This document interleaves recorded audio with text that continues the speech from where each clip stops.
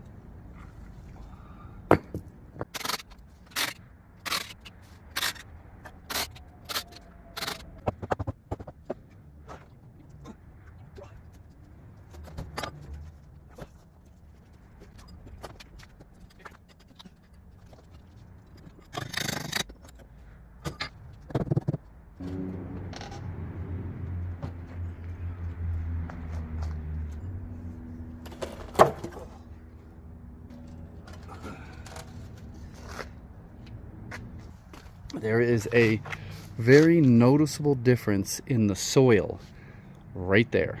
This stuff here is a different type of soil, and starting here over, it is not very good. It's not something that's going to support a slab. There would be a massive crack right here. I'm going to use some of this to backfill, and some of it's got to go. Got to take it away and dump it. And then I may even have to excavate down here. Keep in mind, this is way in the future. We still got to finish the addition and the cover for the patio. This is all going to get a very nice, very expensive stained, stamped concrete patio here, and this soil's got to be ready to accept it. If you go down to this corner here, you can just see it just doesn't look good. Doesn't look good. You can just stick your hands in here and it kind of falls apart. I got a feeling this used to be a large garden right here many moons ago. Still pretty light out. You can see right here the laser is just grazing the top there. Same with here. You can see it's touching there, and you can see way back in there the laser's level all the way back there. So I made the turn. Everything looking real good, real good.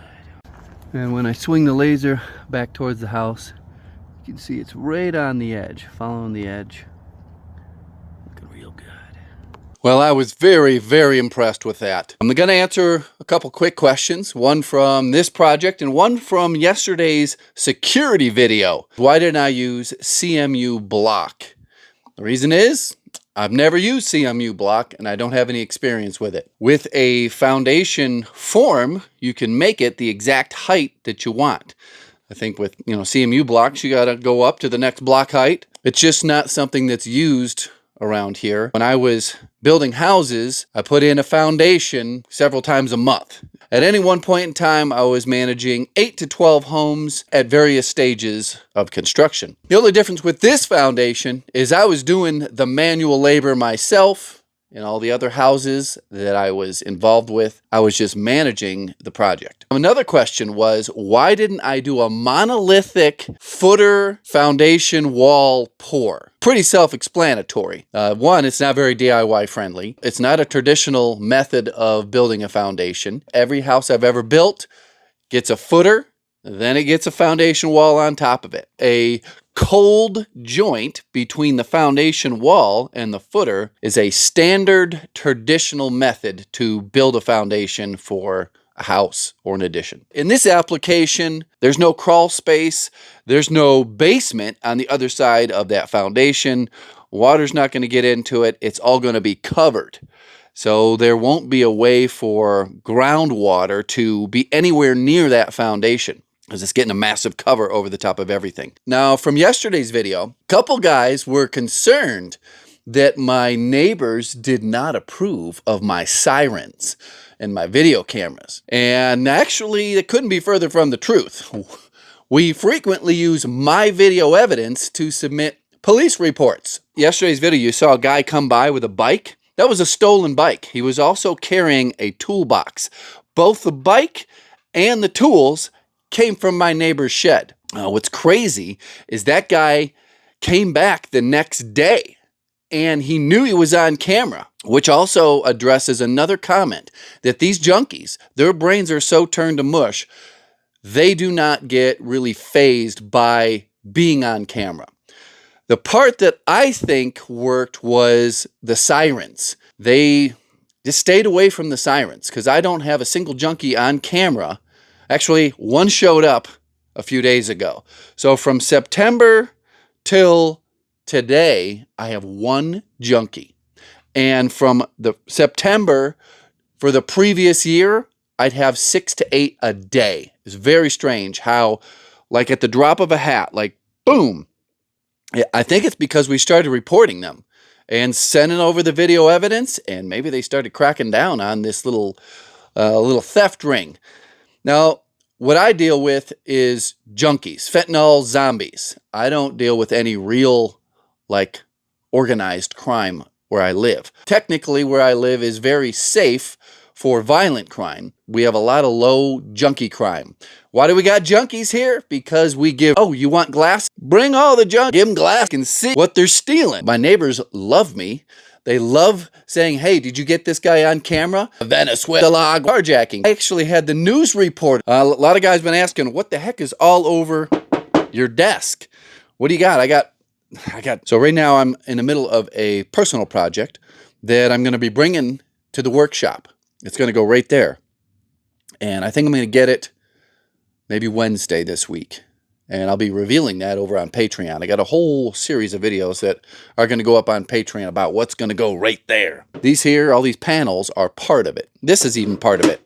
If you got more detailed questions you want answers to, there'll be a link down in the description where you can reach me on Patreon. I'll be in the comment section for the next hour or so, just answering your questions. Thanks for watching. Goodbye.